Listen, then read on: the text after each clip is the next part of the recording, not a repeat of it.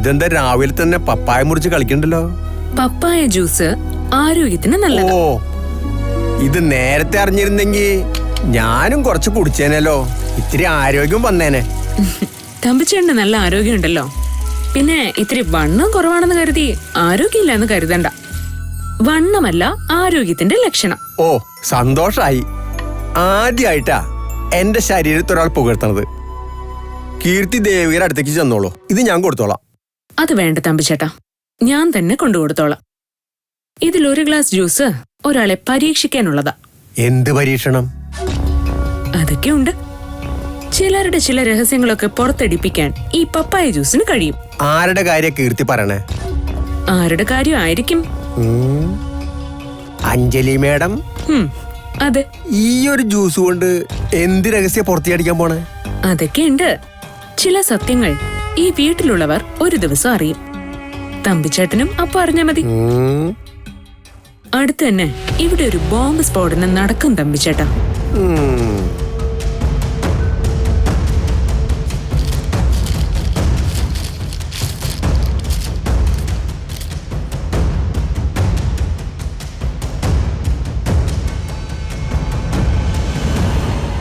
Cholesterol വാഹക നിന്നെ തന്നെ.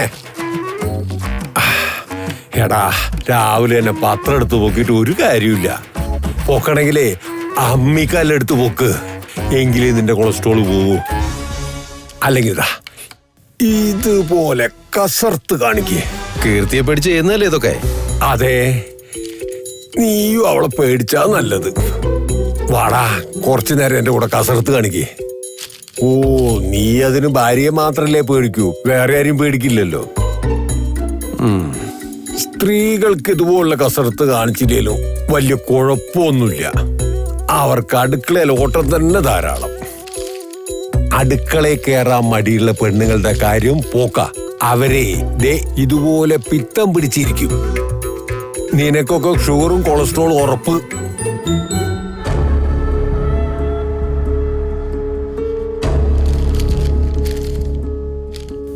പേരും രാവിലെ തന്നെ ഒരു ഗ്ലാസ് ജ്യൂസ് കുടിക്കേ. എടീ, കീർത്തിയെ കണ്ടുപിടിക്ക്. രാവിലെ തന്നെ അടുക്കളയെ കയറി നൃത്തം തുടങ്ങി. ഇവളുടെ ഒന്നും അയൽവക്കത്തു പോലും ഷുഗറും കൊളസ്ട്രോളും വരില്ല. ഇതെന്താ രാവിലെ തന്നെ ജ്യൂസായിട്ട്? കിടക്കട്ടെ, ഉന്മേഷം. അഞ്ജലി, ജ്യൂസ് കഴിക്ക്. രാവിലെ തന്നെ അവള് കൊണ്ടുവന്നല്ലേ മോളെ, കഴിക്ക്. കഴിഞ്ഞതൊക്കെ മറക്കണം, പിണക്കമൊന്നും വേണ്ടെന്ന് റോഷൻ പറഞ്ഞത് മറന്നോ?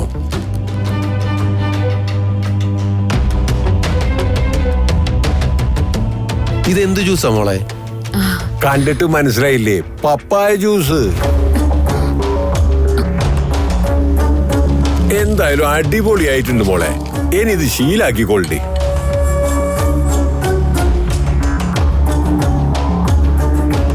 കഴിക്കഞ്ജലി. ഞാൻ പപ്പായ ജ്യൂസ് കുടിക്കാറില്ല.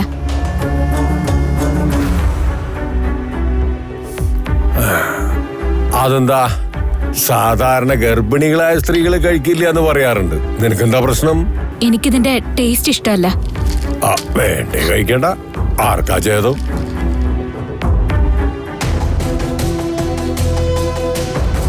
ഇവള് ഗർഭിണിയാണെന്ന് തന്നെ സംശയിക്കേണ്ടിയിരിക്കുന്നു.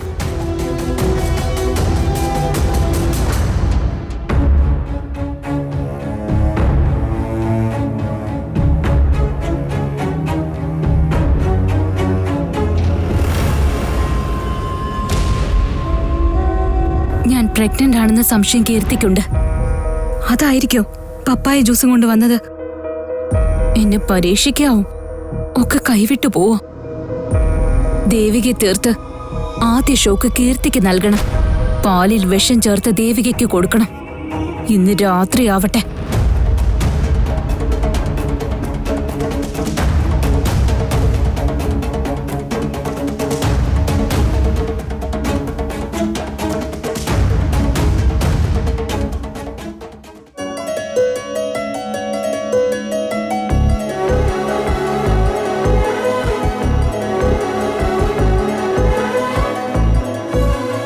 കേളാൻ പറ്റ എന്തെങ്കിലും നോക്കുന്നു?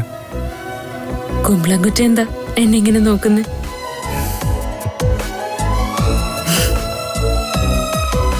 എന്തോ കാര്യം പറയാനുണ്ടെന്ന് പറഞ്ഞല്ലേ ഇങ്ങോട്ട് വന്നത്, എന്നിട്ടൊന്നും പറഞ്ഞില്ല. എന്റെ കണ്ണുകൾ നിന്നോട് എല്ലാം പറഞ്ഞില്ലേ? എന്നിട്ടും നിനക്കൊന്നും മനസ്സിലാവുന്നില്ലേ? എനിക്കത് മുൻപേ മനസ്സിലായിരുന്നു. എനിക്കും. എന്നിട്ടും നമ്മൾ എന്തേ പരസ്പരം പറഞ്ഞില്ല? കുറെ വൈകിയല്ലേ? പറയാതിരിക്കുന്നതിനും ഒരു സുഖമില്ല കീർത്തി. അതുണ്ട്. എന്നാലും രാഹുലിന്റെ ഹൃദയത്തിൽ നിന്നുള്ള വാക്കുകളായി തന്നെ അതെനിക്ക് കേൾക്കണം. കേൾക്കണോ? കേൾക്കണം. എനിക്ക് കീർത്തി ഇഷ്ടാ.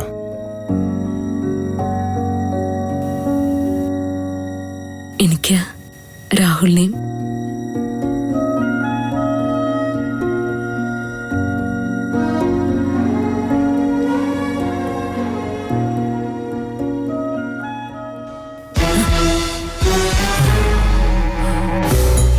ഫുട്ബോൾ ഭ്രാന്താ.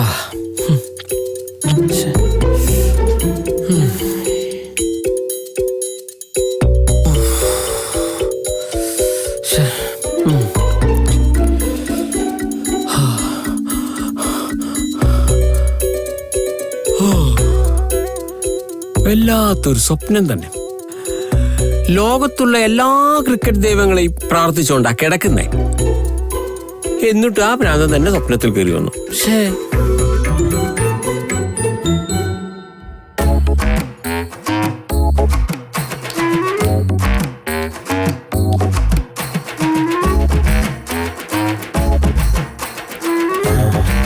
ആ ഇന്നത്തെ ഉറക്കം പോയി.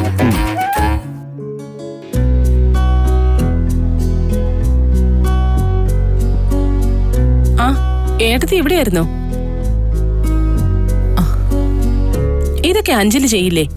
അനുപമയ്ക്ക് അറിയാലോ, ഞാൻ ആരെയും നിർബന്ധിക്കാറില്ല. ഞാൻ എപ്പോഴും ചെയ്യേണ്ടത് ചെയ്യും. മറ്റുള്ളവർ ചെയ്താലും ഇല്ലെങ്കിലും ഞാനത് കാര്യാക്കാറില്ല.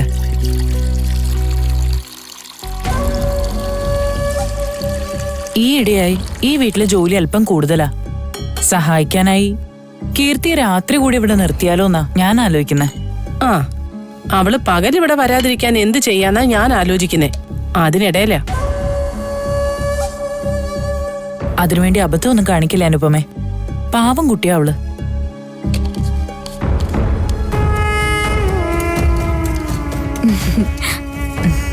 അയ്യോ, അമ്മ അടുക്കള കയറിയോ? ഞാൻ ചെയ്യില്ലേ ഇതൊക്കെ? കണ്ടോ, ഇവളാ പാവം കുട്ടി. അഞ്ജലി, ഞാൻ മുറിയിലുണ്ടാവും. പാൽ അങ്ങോട്ട് കൊണ്ടുവന്നാ മതി. കൊണ്ടുവരാൻ ചേച്ചി. അമ്മേ പോയിക്കോ, ഒക്കെ ഞാൻ ചെയ്തോളാന്ന് പറഞ്ഞില്ലേ? ഇങ്ങത്താ അമ്മേ.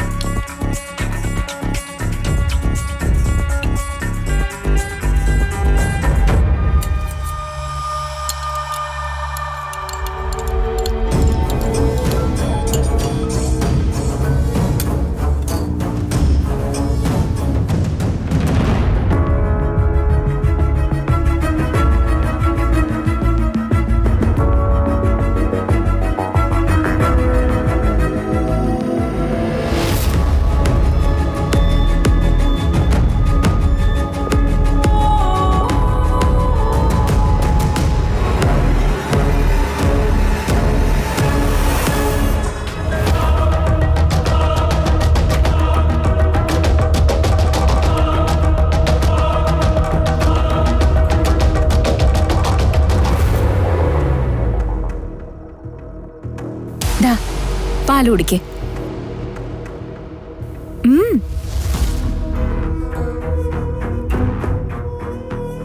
കുടിക്ക്.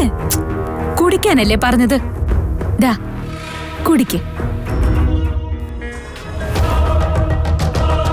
കുടിച്ചില്ലെങ്കിൽ ഞാൻ പിണങ്ങും കേട്ടോ. കുടിച്ചോ?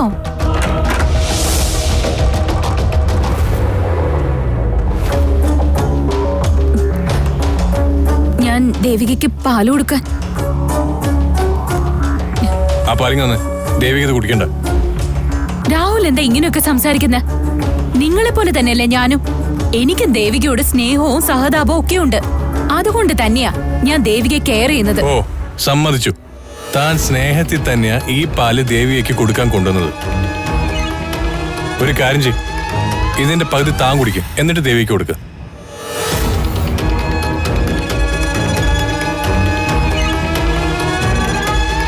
എന്താ ആലോചിക്കുന്നു? വിയർക്കുന്നുണ്ടല്ലോ അഞ്ജലി. ഞാൻ പാല് കുടിക്കാറില്ല.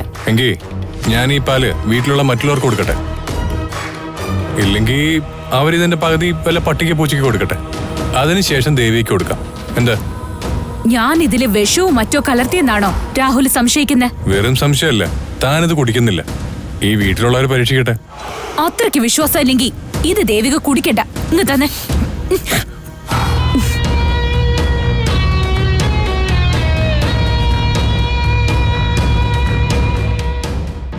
ദിവസങ്ങൾ കഴിയുന്തോറും താൻ കൂടുതൽ അപകടത്തിലാവുകയാണല്ലോ ദേവിക.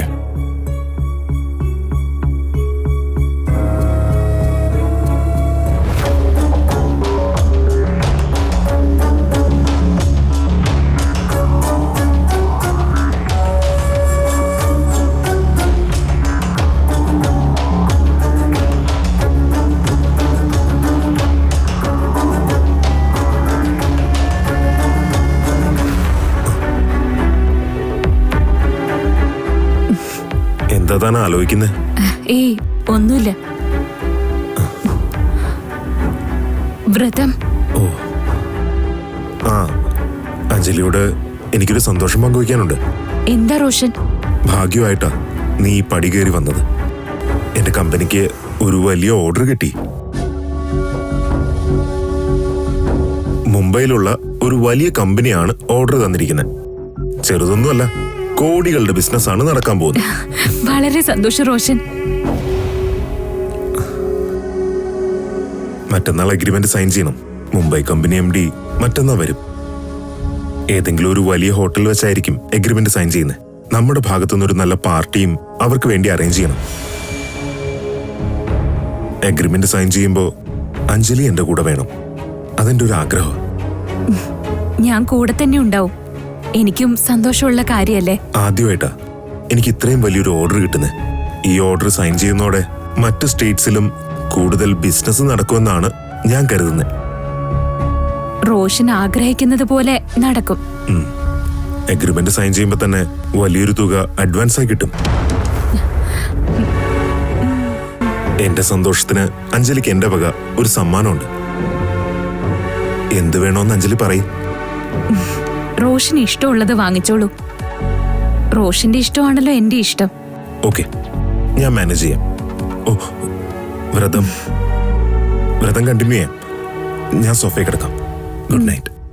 Good night.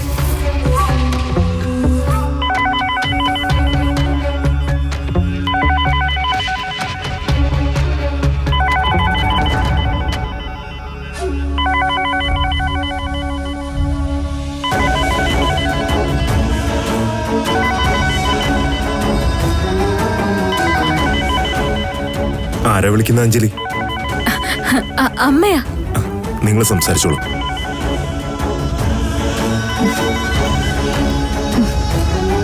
ഹലോ, എന്തിനാ ഇപ്പൊ വിളിച്ചത്?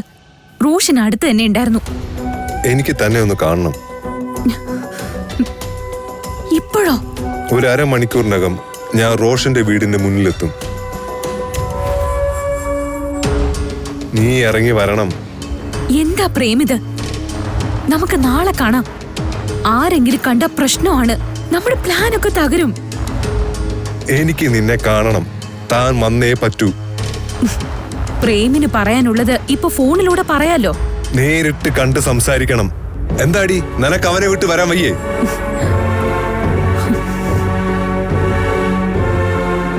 ദേ, എന്നെ ദേഷ്യം പിടിപ്പിക്കരുത്. ഞാൻ അവിടെ എത്തിയ ഉടനെ മെസ്സേജ് അയക്കും.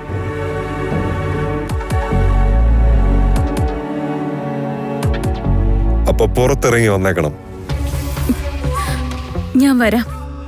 ഓക്കെ.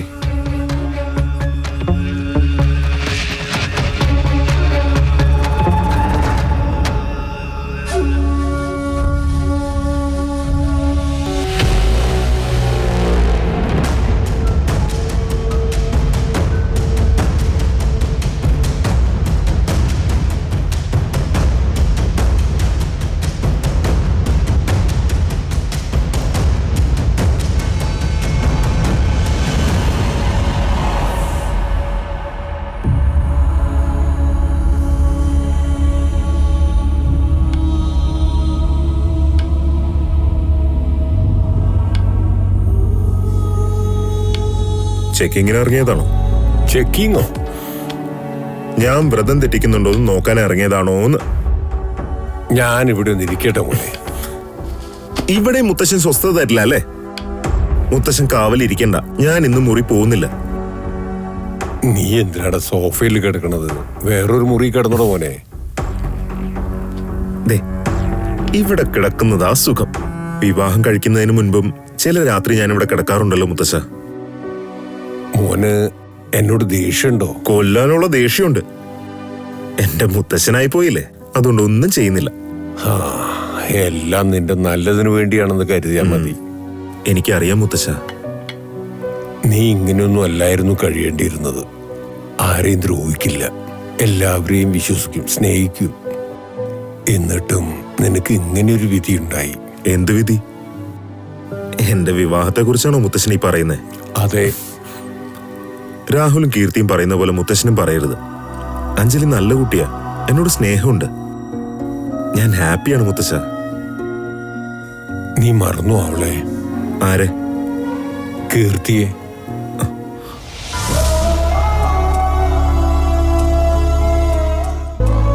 നിനക്ക് അങ്ങനെയൊന്നും അവളെ മറക്കാൻ പറ്റില്ലെന്നറിയാം. കാരണം അത്രമാത്രം സ്നേഹമുണ്ടായിരുന്നു നിനക്ക് അവളോട്. നിന്റെ മനസ്സിൽ അവള് മാത്രമായിരുന്നു. കീർത്തിയുടെ വിവാഹം നിശ്ചയിക്കാൻ പോകുന്നു. അവൾക്ക് അവളെ വിവാഹം കഴിക്കാൻ പോകുന്ന ആളെ ഇഷ്ടമായി, സന്തോഷത്തിലാണ് അവൾ എന്നൊക്കെ പറഞ്ഞല്ലേ മനസ്സിലുള്ള സ്നേഹം കീർത്തിയോട് പറയാതിരുന്നത്. അഞ്ജലിയുമായുള്ള വിവാഹത്തിന് ഒരു വാശിയോടെ സമ്മതം മൂളിയത്. കീർത്തിക്ക് അവൻ ഇഷ്ടമായിരുന്നില്ല. നീ അറിഞ്ഞു കാണല്ലോ ആ വിവാഹം ഉറപ്പിച്ചില്ലെന്ന കാര്യം. കീർത്തിയും വീട്ടുകാരും അവനെ വേണ്ടെന്ന് വെച്ചു. എനിക്ക് തോന്നുന്നു അന്ന് നീ അവളോട് നിന്റെ ഇഷ്ടം തുറന്നു പറഞ്ഞിരുന്നെങ്കിൽ അവൾക്ക് സന്തോഷമായേനെ. നീ അവളെ വിവാഹം കഴിക്കുന്നതിന് അവൾ സമ്മതം മൂളയായിരുന്നു. ഇല്ല മുത്തശ്ശ, പറഞ്ഞിരുന്നെങ്കിൽ ഞാൻ അവക്ക് മുന്നിൽ നാണം കെട്ട് പോയേനെ. പിന്നെ എനിക്ക് അവളുടെ മുഖത്ത് നോക്കാൻ കഴിയില്ലായിരുന്നു. എനിക്കെല്ലാം ഒരു സ്വപ്നം പോലെ തോന്നുന്നു. ഞാൻ എല്ലാം മറക്കാൻ ശ്രമിക്കുകയാണ്. ഇന്ന് ഞാൻ അഞ്ജലിയുടെ ഭർത്താവാ. എന്റെ മനസ്സും ശരീരവും അവളുടേത് മാത്രമാണ്. ഇപ്പൊ ആയിരിക്കാം, പക്ഷേ ഈ ബന്ധം ശാശ്വതമാണെന്ന് എനിക്ക് തോന്നുന്നില്ല മോനെ. നീ കണ്ടോ റുഷ, ഒരു നാൾ കീർത്തി നിന്റെ പെണ്ണാവും. നീ അവളുടെ കഴുത്ത് താലി കെട്ടും. അതൊരിക്കലും നടക്കില്ല മുത്തശ്ശ. മുത്തശ്ശൻ എന്തറിയാം? കീർത്തിയുടെ കല്യാണം ഒരു ഏട്ടന്റെ സ്ഥാനത്ത് നിന്ന് ഞാനൊരു ദിവസം നടത്തിക്കൊടുക്കും. അപ്പൊ മുത്തശ്ശന് മനസ്സിലാവും എന്റെ ഭാഗത്താ ശരിയെന്ന്.